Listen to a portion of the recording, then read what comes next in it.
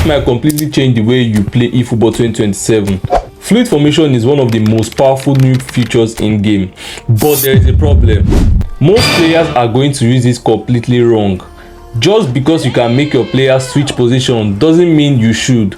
So in this video, I'm going to show you exactly how fluid formation works, when you should use it, biggest mistakes you should avoid, and how to create a fluid formation that actually makes your team better. And trust me, once you understand this, you can start creating your own formation instead of just copying other people's setup.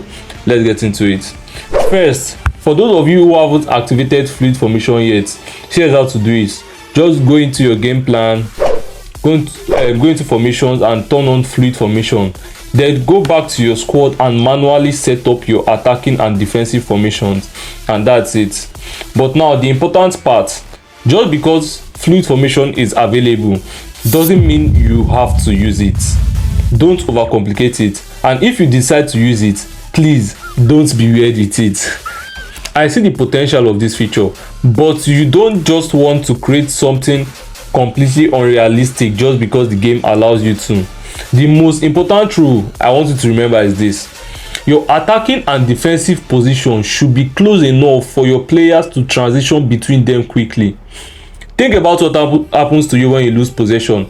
Your player has to immediately recover into the defensive shape. So for example, having a player operate as a CMF in attack and DMF in defense, perfectly reasonable, right? AMF in attack and CMF in defense, also very fine. You could also have a player as LMF in attack and left back in defense, also fine. Those transitions make sense because the player doesn't have ridiculous amount of ground to cover. But here is where people can get themselves into trouble. Don't create huge positional gaps. Imagine you have a player operating as an SS in attack and you've told him to become a CMF in defense. That's like a completely different area of the pitch. Or even worse, CMF in attack, then center back in defense. Now imagine you lose the ball deep into your opponent's half. That player isn't going to magically teleport back into the defensive position. He has distance to cover, and while he's trying to recover, you've potentially created a huge hole in your formation. One quick counter attack and you're exposed. This is why I wouldn't recommend using fluid formation just to make your formation look crazy. The goal isn't to make the biggest positional changes possible. The goal is to make smart positional changes that actually help your team. So the real purpose of this fluid formation, what's the best way to actually use this feature? Simple. Use fluid formation to stabilize your team, not to destabilize it. Your players should be able to transition naturally between attack and defense. For example, you could have a 4-3-3 that still remain a 4-3-3, just with little positional adjustments depending on whether you are attacking or defending.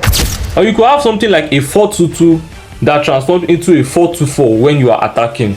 That can give you more players forward without completely sacrificing your defensive structure. And that's where fluid formation becomes really interesting. You are not simply changing formation, you are changing how your team behaves depending on the situation. Now here are 4 rules for fluid formation. So if you want to get the best out of fluid formation, here are 4 rules I recommend you to follow. Number 1, don't create huge positional gaps. If the attacking and defensive positions are too far apart, you are going to leave spaces when possession changes. Number 2, make sure your players can actually defend from their defensive position. Don't put a player somewhere in attack just because he can play there. Think about where that player needs to be when you lose possession, because if he can't comfortably fit into your defensive structure, you are basically creating a hole yourself. Number 3, pay attention to stamina. Your fluid formation players are going to be moving between different areas of the pitch. That can actually put extra demands on them. So make sure you have players with enough stamina and also have suitable substitutions or substitutes available for those important fluid positions. And finally, be creative, but don't be delusional. Fluid formation gives you freedom. Use it, experiment with it, try different combinations, but always ask yourself, if I lose the ball right now, where is this player going to be? If you can answer that question confidently, you are actually on the right track. And that's actually basically the mindset you need to master fluid formation in eFootball 2027. Don't just create a formation because it looks good on the tactics screen. Just create one that actually works when you are attacking and when you are defending.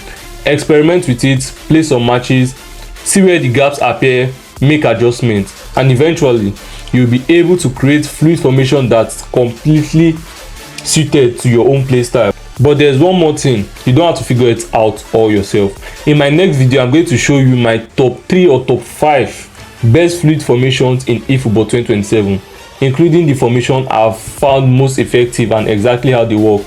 So if you don't want to miss out on that video, make sure to subscribe to the channel, turn on the notification bell icon, and if this video really helped you understand fluid formation better, leave a like. It really helps my channel. Thanks for watching. I remain Victor X, and I'll see you on the next one.